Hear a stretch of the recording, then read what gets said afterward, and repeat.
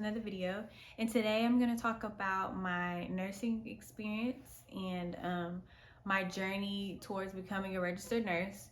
So I applied to a local nursing program at a local college, and I got accepted, and I started back in fall of 2020.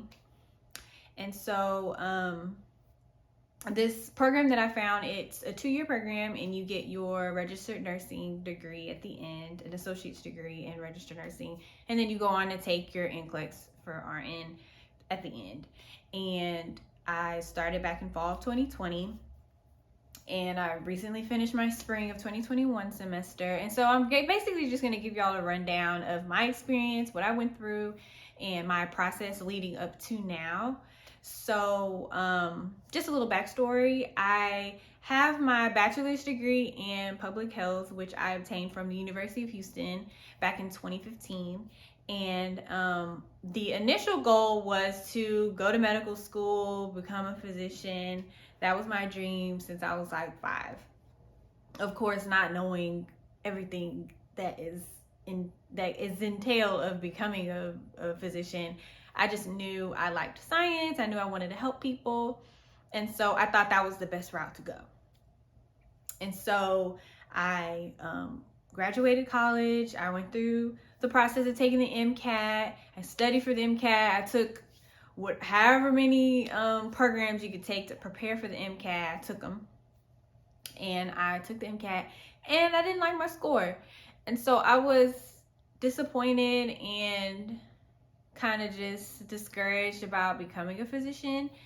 And I questioned whether I had the passion for it anymore, because that's one thing you need to have to pursue medicine, especially becoming a physician, because it's such taxing hours of studying, and it's just so much on your body trying to become a doctor, that if you don't have the passion for it and you went through all of that and at the end you hate it, it's like, ugh. You know, you don't want that. And so I took the MCAT. I didn't like my score. I was discouraged. I just was confused. I'm just like, well, I tried so hard and it just didn't come out right. I mean, I could have applied with it, granted. You know, I don't remember what my score was, but you know, there's people who have all types of scores and they're able to get into whatever school. It may not have been their top choice, but they get into a school, and you know, that's what's important, right? And so I knew I could apply to somewhere. I just didn't. I wanted to be able to have some sort of say in where I went. And so I signed up for the MCAT again, started studying again. And while I was studying, I really was feeling like, wow, I don't have the passion for this. Like, this is a lot. I don't like it. And this is just a taste of what medical school would be like. I'd be studying like this, but times 10. Like, I just don't, I didn't have the passion for it. And the information I was going over, it was just basic information again. It wasn't interesting. It was, to be quite honest, it was boring. It was boring biology information. It was boring chemistry information. It was boring physics. Like, I hated physics. And it was just, I just hated the process. And so I took the time out and I just said, you know what, I canceled my exam. I just was like, you know, maybe this isn't for me right now. Right now, maybe this isn't for me. So I just continued to work. At the time, I was a medical scribe, and I worked for a urology clinic in my area, which I loved. It was great. I learned a whole lot. And so I decided to take a break from studying for the MCAT and just trying to figure out what I wanted to do. And my mom ended up getting really sick, and the experience that we had in the hospital setting with physicians and with nurses, I noticed the type of impact the nurse left on my mom. And my mom was never a difficult patient. She always, you know, did what she was supposed to do. She hated bothering people for stuff. Like, you know, like it felt like we were always bothering the doctor. But when it came to the nurses, you know, they were just so eager to help and make sure my mom was okay. And of course that made me feel good because I had to work every day, so I couldn't sit by her all day long in the hospital. Leaving the hospital knowing that she was in good hands was really important to me. After experiencing that with my mom and seeing how much of an impact those nurses left on her, it just made my heart smile. Like, I just was like, I've never experienced this feeling before, which is weird to say. Like, I just feel like I'm being so fluffy about it, but it was really crazy how these nurses were there for my mom, and then these doctors were just kind of treating her like the disease process, or they were just treating her like a number. Like, it just, they didn't spend that much time with her or with us, and it just, I didn't like it. Which, I'm not saying that all doctors are like this. There are some doctors who are amazing, and they're with their patients, and they're there all the time, and they don't seem like they're being bothered when you ask them a question. And I'm just talking about my experience specifically at the hospital that I was at and where I was in at the moment, and this was just my personal experience. And this made me change my mind as far as what type of role I wanted to fulfill in the medical system, because I knew I wanted to work in medicine somehow. I just didn't know how. And so time passes, my mom ends up passing away, and I take the time out to actually become a registered nurse. So I look into it, I do my research and everything, and I decided to go ahead and look into what prerequisites I needed, because I already had a bachelor's degree in science, so I figured it can't be that many classes I need. And I was right, it wasn't a whole lot. So all the prerequisites that I needed was lifespan and development, anatomy 1 and physiology with the lab, anatomy 2 and physiology with the lab, and microbiology with the lab. And so altogether I needed 4 courses, and I was able to finish that within 2 semesters. You know, it didn't take long. It was pretty chill. I was able to work while I was doing it, so it was doable. And so then I applied to the program spring of 2020, which is when the pandemic happened. So everything was pushed back.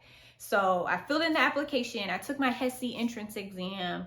Everything was complete by like March 2020. So I was waiting to see like what else I needed, because they wanted you to get accepted first before proceeding with titers and making sure you had all these vaccinations done, getting your drug test, getting a background check. They wanted you to get admitted first and then proceed with that information. But it was just taking them so long to get the committee together to pick on who's going to be entered into the program and stuff. So I didn't hear about getting accepted into the program until July of 2020. So mind you, I applied March. Should have gotten a response or some sort of, you know, like, yes, you got in, no, you didn't, by no later than May of 2020. So then you have the whole summer to get all your things ready for the program in August, right? No, I got my word in July of 2020. And so at that time, everything was rushed. We had to get everything done. We had to get our, I had to make sure all my titers was complete. I had to make sure I was immune to all the vaccinations I've gotten when I was a child.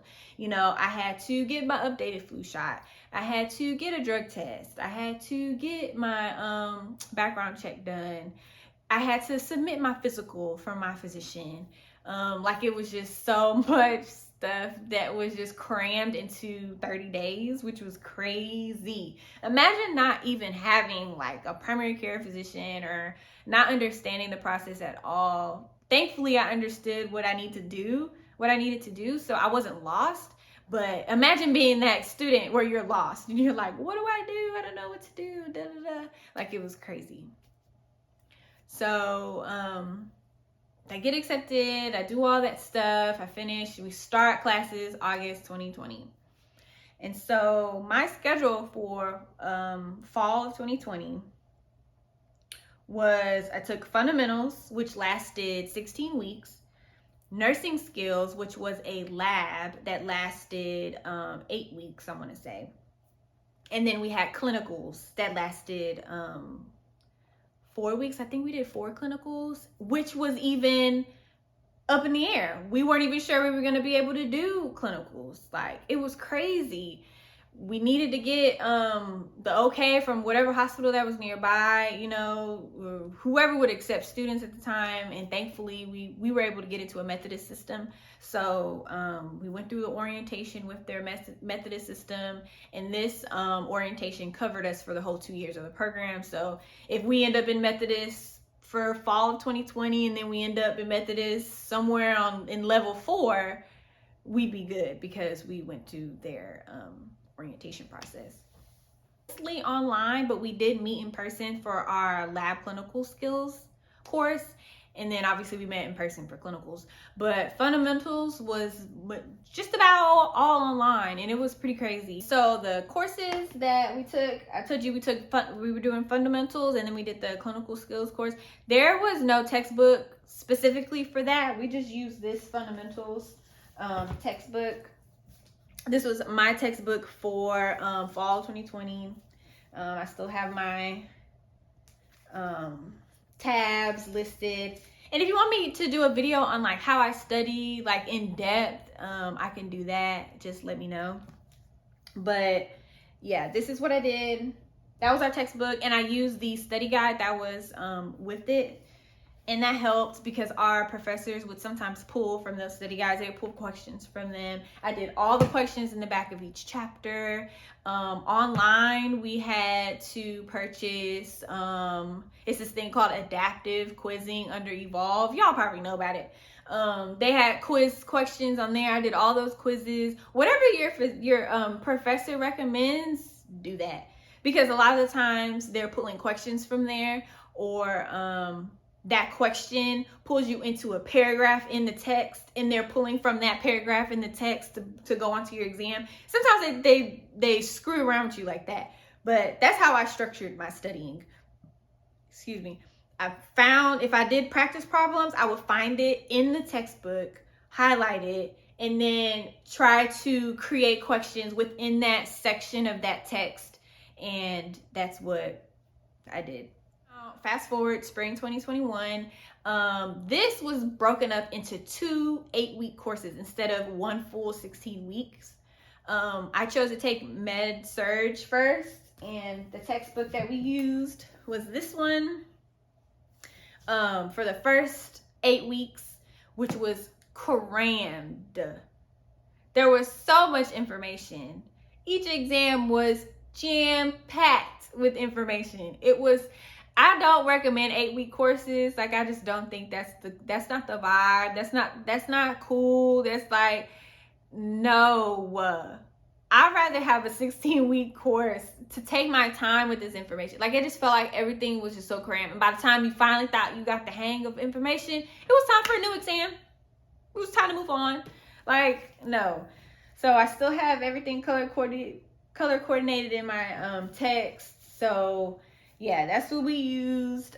This also came with the study guide. Well, it didn't come with it. You had to purchase it separately, but I used the study guide. And again, every chapter, every question, the back of the chapter, online, on adaptive quizzing, I looked it up. Each question, I found it in the text. I found it within that paragraph. I read it, and I created questions in my head. And oh, this looks like this would be a good question. I highlighted it, asterisk marked it, everything you could think of. That's what I did. And then the other half was, the other 8-week course was pediatric nursing, and this is the textbook that we used. This I thought was gonna be easy because we came from Med-Surg. When you come from Med-Surg, you learn about all the disease processes that can happen to a human being. Well, maybe not all of them, because obviously it was only 8 weeks, so we can only go over so much, but we went through a lot of disease processes, a lot of stuff.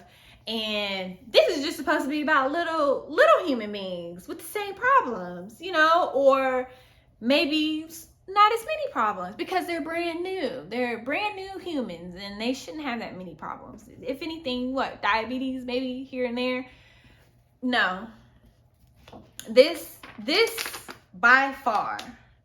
course by far was the hardest course for me. It was the most challenging course for me. That's the better word. It was the most challenging course so far. Of course, I still have level 3 and level 4 to go through, but it was just so challenging. It was so much information, so little time. And I feel like our professors didn't prepare us for the exam. They just, and specifically, one of the professors that we had, it just felt like she wanted us to read her mind. Like her questions, you couldn't pinpoint in the text. And then when she would ask a question and you would say, well, on page XYZ, it says this, that, and the other. And she's like, no, it should say this. And we're like, no, it doesn't say that. And then she's like, oh, they must have updated the textbook because that's what they said last year. No, ma'am. You need to use this textbook that we're using right now. And you need to formulate the exams using this textbook that we're using right now. Not the one that you had fun with last month or the one that you had fun with 2 years ago. No, like that's not it. And so a lot of people struggled in this course because she wanted us to read her mind. She created her own questions. She did not use the textbook's questions. She didn't pull for these questions you have never seen before. They weren't formulated in a way to where you could be like, oh, wait, I've seen that information before. You know how people use Quizlets all the time. That's another thing that's your best friend is Quizlet. But you know how you look at questions on there and you think, oh, this could be a good question on the exam. They'll just reword it maybe. No. Her questions came out of thin air. Her exams were so hard. Like, she had to curve them. Every exam was curved. Oh my goodness. It was so hard. I think I made my lowest test grade in there. I think before the curve, my lowest grade was like a 72. And our program, a 77.5 is under 77.5 is failing. So if you make a 77.49, you failed. The points matter and they will not round up. So a 72 is considered failing in normal world. 72 is fine, but in nursing school 72 is failing. And I made a 72 on like test 2 and we only had 3 exams. Girl, I was just sad because I studied. It'd be different if I didn't study and I made a 72. All right, I deserve that. But no, I did not deserve that 72. I studied. Wow. When I just think back on it, like that course was challenging. It was just, and we have like a little group chat and like nursing group chat, and like we all just talk mad crap about the teacher, about the course. Like half of them halfway past the course at the end of it. Like it was just such a struggle bus everybody was on. It just was horrible. But I made it out, thank God, y'all. Like I made it out. For our program, we have the HESI exam, and it's like an exit exam for each course. So it's basically like a cumulative exam over all of the disease processes we went over the entire semester, and it gets thrown into a 55 question exam. And mind you, HESI questions were not like the professor questions. The HESI questions were a little bit more straightforward. They were like, you either know it or you don't. You know, you could half the time eliminate questions and then guess and you probably get it right. But with the professor questions, it was either like you knew it, or even if you did know it, and you still probably will click the wrong answer choice because it's not in her mind. That answer that you created should be the answer. It was not in her mind, and so it was not an answer choice. And so you don't know what the answer is, basically. Sorry, I'm ranting all over again, but man, that was an intense course. Okay, so that was spring 2021. In fall of 2021, this coming up fall, they changed the program into making it to where it'll be an entire 16-week long semester. They're not going to split it up into 2 8-weeks. And I asked why, and they specifically said that it's because our group is small. We have lost so many people. Our group started with like, I want to say 40 people. We probably have less than 20 left. Yes. So, because they still want us to social distance in classes, because they plan on us going into in-person classes again. We're not going to do online here coming up the fall. That's the plan. So under that plan, you need a certain amount of people in the classes. You can't have over the capacity. And so since our class is so small now, they're just going to throw it into a 16-week course, and we're just going to be in there all together, and we're going to take OB and mental health. So, and then there's going to be clinicals along with both courses. So it's going to be a jam-packed semester. Another bonus book I do recommend is this Saunders NCLEX book. It didn't help me in pediatric nursing. It did not help me because, again, the professors created questions out of thin air. So like, it just seemed like they had no guide going off of, just whatever they felt was a good question.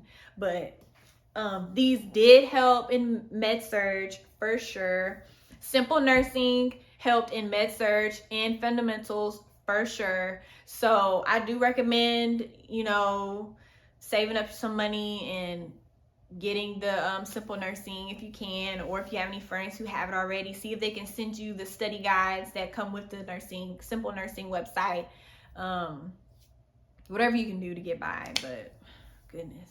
So that's that, y'all. This is what I went through my nursing school journey. I hope it was not confusing. I hope I was able to give you the timeline in accurate and cohesive manner. But go ahead and just leave comments below. Tell me what you thought about it. Make sure you like this video if you did.